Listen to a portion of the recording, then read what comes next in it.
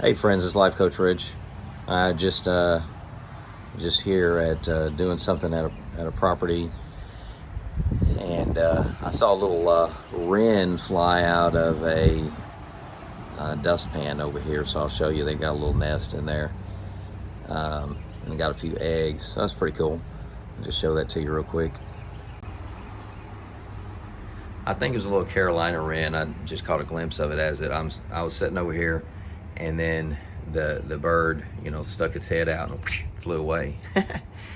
And I was like, okay, this is a pretty cool little shelter they've got. A little wren will just build a nest in any little thing that you have. So look at that.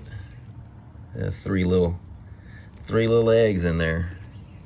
That's pretty cool. So that's just been on the wall here.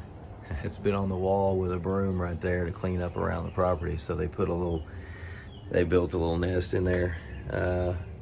That's all right. We'll let them hatch their little hatchlings and have a few more little wrens. They're nice little birds. Let them have that little nest.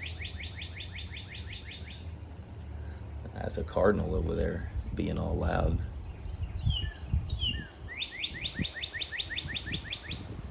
Right there on top of the fence.